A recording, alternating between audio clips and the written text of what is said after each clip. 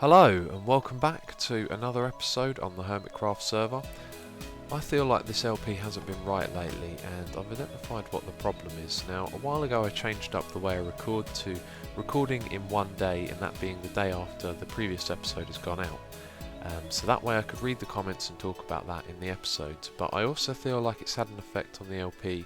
I feel like I don't get as much done and I spend too much time talking about what I'm doing, so I felt like this episode I would start recording early and try and get back to the old ways and just see how the changes, if you guys prefer me recording that way around, because I think we're going to get a lot more done this episode.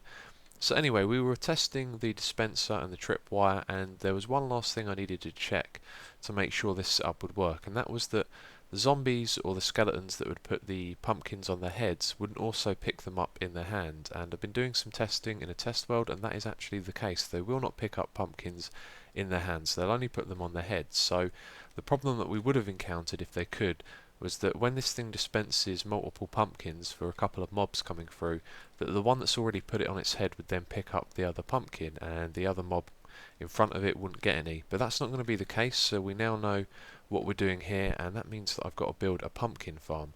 Now, the previous design that I made for melons and pumpkins was a little inefficient, and if I made it slightly bigger we can make it more effective. So that's what I want to do. I want to make that more effective design, except because it's a tower it's going to be a bit of an eyesore if it's around here. I thought about building it in the nether as well. That was an idea I had a while ago, but I don't think that's going to be too good either. So I thought the best place to build it would be underground. Now this means we're building a farm where everything drops all the way down to the bottom. So as well as that, we need to build an item elevator, and JL2579 has recently made one that is perfect for what we want to do. So I thought, haven't done a time lapse in ages, what I'm going to do is go and pick a location to build this pumpkin farm, and I think I'll do a time lapse of me building it. So before we start this time lapse, I've just realised there's a few more things to consider here. So first of all, I want this farm to be an AFK farm that's going to collect pumpkins for us, so we're going to make use of nether portals to do that. So I need to find a location that's not going to interfere with any of our nether portals that are already in the nether, and then we'll start from the bedrock level or just above it and work our way upwards. So I don't want to build the whole thing in one go. I realised that that was way too ambitious. What we should do is maybe build about 10 levels that'll come up 20 blocks from the bottom, and then over time we can expand it, because I'm going to be using a very similar design to the one we had before, so I can easily just open it up and add a few more layers, and then they'll become part of the farm. So that's what I'm going to be doing just before we start this time lapse, figuring out the location, and I'm going to be building a nether portal as well. So I'm digging down to the location where I want to build my pumpkin farm, and I found some diamonds, which is a nice surprise. But as I dug away the stone around it, I saw this here, and this is actually my branch mine. So I dug a poke hole down to the end here and found diamonds, but didn't notice them. But yeah, I'll go grab my silk touch pick and pick these up.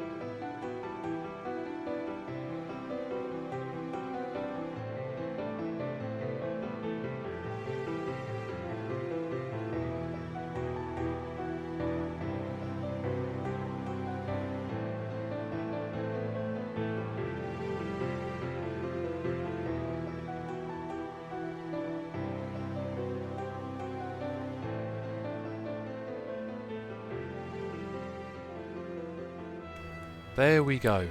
The pumpkin farm is done. We still need to do some redstone wiring down the bottom here. And when I approached this, I didn't really have too much of an idea about aesthetics, so I kind of done this little bit down the bottom here, even though it's not really necessary. And yeah, the farm, we'll talk about that in a moment, but first of all I wanted to talk about the time lapse. It's really easy to forget that you're actually recording one and just play like normal, and when I was editing for all of that, there's so many bits that I couldn't use because I wasn't considering, that someone's going to be watching this in a time lapse, like moving the mouse around really fast, not thinking about doing some shots of the progression and stuff. But I think it turned out pretty good. It was nice to do one again. And anyway, we need to talk about the redstone because we need some to control this. Now, this here is going to control everything in there. If I do that, you'll see that all of our pumpkins get harvested, and they're going to go through the portal as well, which is cool because if we go through here, I've positioned this deliberately so that it becomes part of our little collection area that we have for the mob drops. Although our pumpkins aren't there, it's probably because I've picked them up. Yeah, I think that's because I was standing the other side of the portal, but that should work. And anyway, what we need to do next is make some controls for this redstone. It's all wired up in here. There's repeaters going around the outside so that it activates each corner one by one. And then what we need to do is first of all create a double pulse, because when you activate this, I'll tell you what, those portal sounds are really annoying me. I'll turn that down.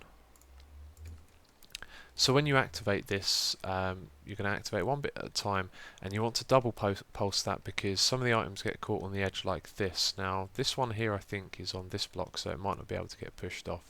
And this farm is going to be lossy, and the layout is very similar to the one that I've done before, except we've got double pistons on either side, and on this side here I've actually got an extra seed in there, so it means that we'll always have two grown on this side. That's if they ever get fully grown. Now I was going to do this the same on that side there as well, but then it kind of annoyed me that we'd have a 3 wide stream at the bottom going into a 2 wide nether portal, so I decided to change up and do it like this. So yeah, the redstone that we need to do is a double pulse, and then we need like a harvest option for when it's not in automatic mode, and what I want to do is put it in an automatic mode, so we'll be making a clock as well that controls that, and then it will activate it every so often. It will send around a double pulse so that all of the items get pushed off of the edge, and then all the items will drop down and go through into the nether. So when we're up in Avalon just doing whatever, these pumpkins will be getting harvested, and when we come through to the nether we can pick them up. So our redstone is in place, and we're going to be able to control all of this with 3 inputs. We're going to have 2 buttons and a lever, and our first button is a simple harvest. We press that and the pistons will fire off twice, and then the lever next to it will control the timer, and we need another button on the other side to reset the timer. Although thinking about it, it could be possible to hook that up with the lever so that when you turn the timer back on, it automatically dispenses another item to start it off again. But I'll look into that in a moment. So first of all of the inputs go through this sand block here, and then it goes into this double pulsar. So if I click that, you'll see that the block, when it gets powered, will power the wire behind it, and then when it goes through the repeaters and makes its way back to the wire, it's depowered again. So that sends around a double pulse. That means all of our pistons are firing off twice. Now, as well as that, we have this timer, and the way this would work would be, do you know, I don't think there's anything in the dispenser. Okay, let's put some items in there.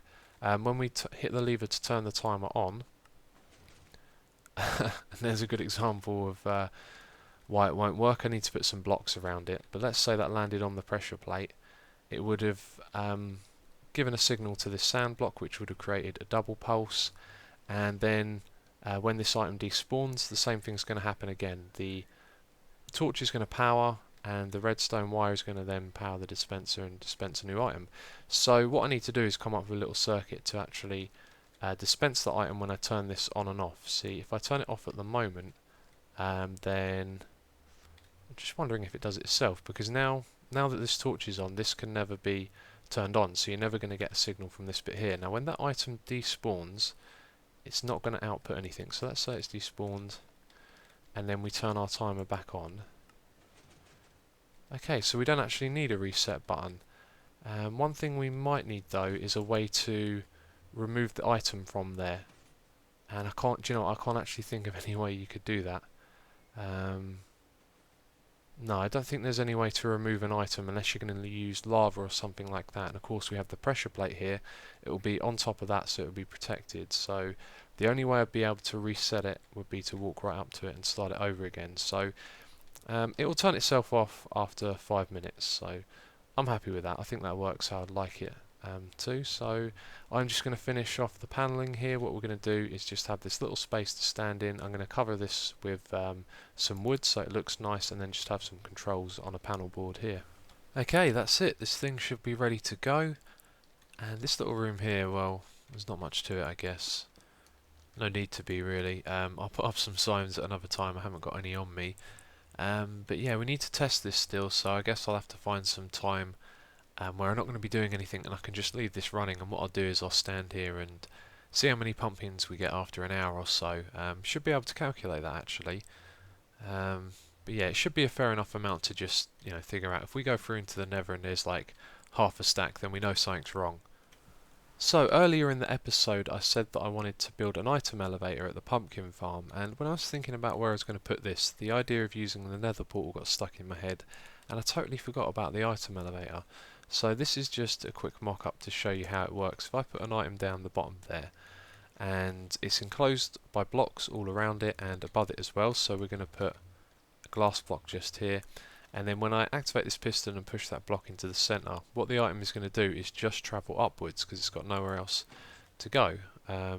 So it looked a bit derpy. We'll do that again, but it did make its way up. And yeah, that was just the simple idea. This is something that JL showed off. You can use it to send items upwards, and apparently they like to fly off in different directions. But yeah, that was what I was going to do, and I'm not going to do it now because there's no point in building both. But I thought I'd show you that anyway. So I've been thinking about what we want to do over here, and I've talked about putting a roof on top of this thing. It's probably a good idea to do that because, well, like there you can see mobs can escape is one good reason. I've also had creepers blow up when I've been too near to it, and skeletons can shoot you, so there's a few good reasons to put a roof on it. But then I've also thought of another reason not to, and that's because we're now using pumpkins.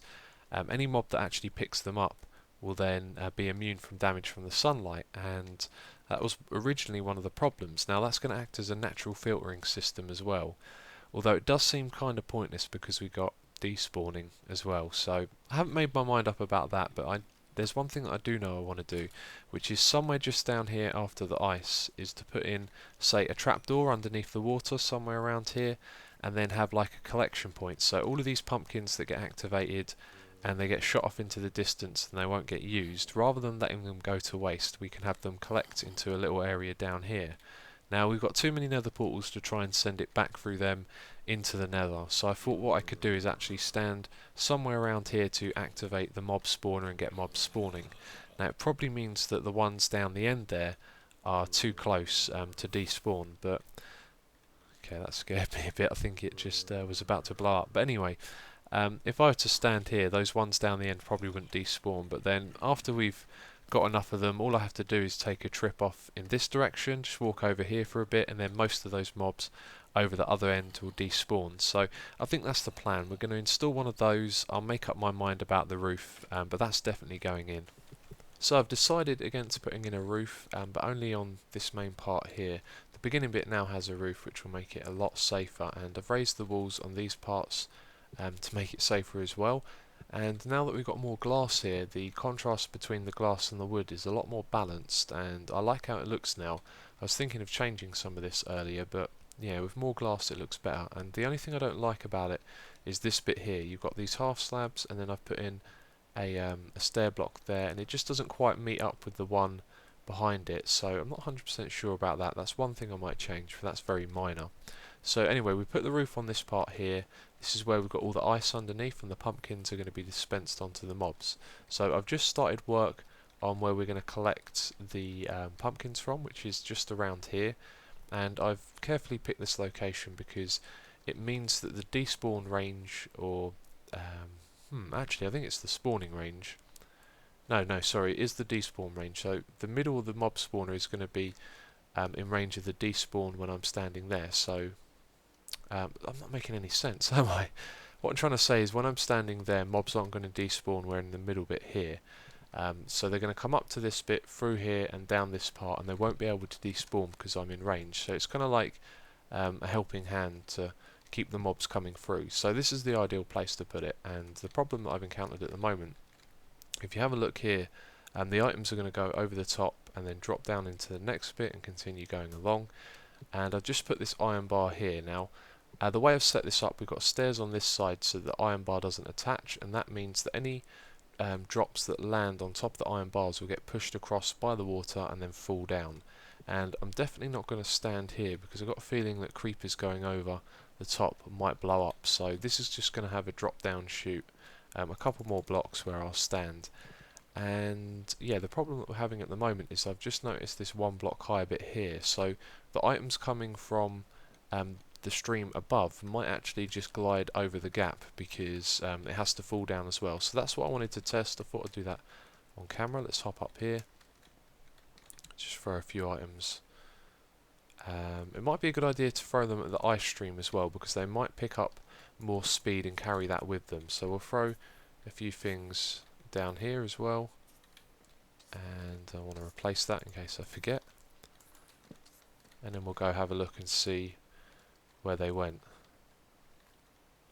Okay, so I don't see the stairs. Oh, there goes one.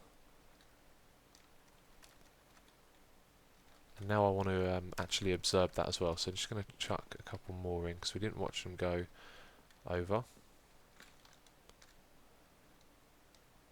Oh, do you know what? That looks fine, doesn't it? Yeah, I think that's going to be okay. But just in case there's the odd chance that it won't, I'm going to move it one block forward just to be safe, but it's interesting to know that. So I finished moving this forward by one block, and I was just wondering if by standing here the skellies might shoot directly downwards. So if that's the case, then it'd be a good idea to put another water stream at the bottom here. But all of this that we built so far is just based around functionality.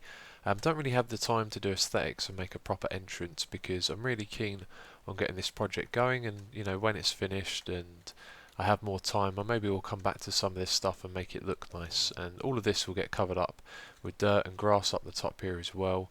But what I want to do now is just head over to the nether and see how our drops are doing, because there's been tons of mobs coming through here while I've been working on this, and also it's given plenty of time for those pumpkins to grow and harvest so we can find out if that clock is working correctly. So something is wrong. I went through the nether and I got the mob drops and I only got one pumpkin. So I came down here and the first thing I looked at was the timer. That seems to be working okay, and then after a while I realised that we've actually left this in the wrong state. Real silly mistake to make. I'm actually a little puzzled as to how I didn't notice this, but all the pistons are left out like this, and then every 5 minutes they're going to retract and extend twice. So that pumpkin must have grown in that short space where the piston had retracted, and then when it extended it harvested it again. So all we need to do to fix that is just change the signal flow here. We need to invert this part here, and then when it goes through to all of these pistons they'll all be retracted. So the next thing to do is to build the processing area. Now the original idea that I had for this, I'm not 100% sure is the best way to do it. I've still got to sort of go over everything and think about it, but the idea is that we first of all want a place to contain all of the mobs that are coming through here and that won't despawn because they've picked up the pumpkins. So we're going to build like a 8x8 square, and that's going to have some water streams in it that lead down to one end. And then on the opposite side from that we're going to have a bunch of dispensers in a row, and what this will allow us to do is to put items in those dispensers and dispense them all at once. And then any mobs that don't pick up the items we dispense, they'll go down to the end where there'll be a stream to collect all the items. Now one of the things I think I thought about was that when we want to take the mobs out of there we need to change the flow of the water, so it's going to involve having a load of pistons as well on either side, so we can have all the water flow to one side or from one direction to the other, and then we can change that and open it up, so when the water changes direction the mobs get pushed this way and then they go into a different water stream which takes them off, and the other water stream would be collecting for collecting items, so it would be like you'd have a gap like that, and then the mobs would come to this edge here and they couldn't go any further. Now the more that I thought about this, it seems like a bad way to do it. I think my original thinking was that the mobs would sort of space themselves out, and then when you dispense the items they would make their way through randomly, and I don't know, it doesn't really sound like the best way for doing things. I'm now starting to wonder if it would be a good idea to drop all the mobs into the same tube, and then you can throw the items at them with dispensers to, you know, give them armor which they're going to equip themselves with. And I guess the overall purpose of this is what I haven't talked about, is that we're going to be equipping these mobs with armor and weapons for the arena. So if we put them all in a tube, we have less control over what one actually gets what type of armor, and I think we'd have more control if we had a bigger, more open area. But I think I need to give this a lot more thought before I go ahead and start building anything, because there's probably some things that I won't consider until I've really thought this through, that I might, you know, regret not thinking about beforehand, because we don't want to go and build some big project and miss out on a few details. So I'm just going to give myself some time to think about this. Not really sure what I'll come up with, but hopefully I'll have a plan that we can start working with in a moment. So after much thought, I figured out what it is we need to do here. So my original idea with the dispensers in a row was to sort of give the items out at random, which is a good thing for when we're working with the arena. Now what I've also realised is that when it's not going to be random, it's when we're going to be putting them into the dungeons, and in that case we're just going to be sending them down a different path, so they go to the bottom into the collection area, which I'll probably rebuild, and from that point I can organise what armour and different things they're going to have. So in terms of organising them up here when they're going into the arena, there's not much really I can do. Now one thing I've had an idea for is that we could have, where we have our area to give them the items, the stream is going to go down to another stream which is going to push them into a tube which will take them into the arena. Now somewhere around there we could create a valve, like a hatch door that we can open and close, and let through a few mobs at a time. So say I wanted a bunch of randoms, then I wanted two very strong ones that had a full set of iron armour and an iron sword. I would let them go through first, and then I could give them those items in that little area there. So that's what we're going to do. It'll take me a while to build this. I'm just going to start off with the basic water area, because I think the other stuff is going to be a lot more complex. But what we're going to do is make our collection area 6 by 6. So then on the other sides we're going to have the water source blocks at the back, then we're going to have the pistons that control the water, and then our 6 by 6 bit, and we're going to do that on 2 sides. So I've started construction of this, and as always I like to show you the wiring, even though it's ever so simple. We've just got a row of repeaters like that, and then redstone back here, and we're going to put the water in these blocks here. So it's these ones that will get pushed up to close that. Now in the corner here, what I'm thinking of doing is making an RS NOR latch, so one side is always powered, and then that could be controlled by a button, so whenever you press it, it switches from one side to the other. And we don't have to worry about the water source blocks getting mixed up when we have it like this. If they were closer together, then when both of the gates are down, the water source blocks would meet, and then they would cause all of this to turn into a water pool. So by having it that one block further back, that won't happen as well. So we don't really have to make the RS NOR latch too precise. So one might be open while the other one is, and then it closes a moment later, something like that. But that's what I'm going to build next. And also we need to put a row of dispensers on top of this bit here, although this water stream is quite close to it, and I've got to figure out how to, actually, you know, it's going to be really simple. We're just going to make a simple tunnel that leads to the end here, and then the mobs that come through are just going to fall straight into this bit. So all we really need is like blocks here and here, so they definitely fall into this bit. So what I realised is that an RS NOR latch is not all we need. Of course we need a T flip-flop, which is kind of similar, if you have 2 outputs, that is. So what we'll be doing here is inverting our outputs, so we'll have one going in one direction like that, and one going in the other direction like that. You can see one will be powered and one will be off, and now I've powered the piston, of course. But yes, I came up with this little design. It's ever so simple, and I was just thinking about how we've got locking repeaters now, and if there was a way that I could just use that to turn a repeater on and off, and you can, and it's incredibly simple. I might even do a video on this, which you'll probably see before this episode comes out. But yeah, that is literally it. There's your tutorial.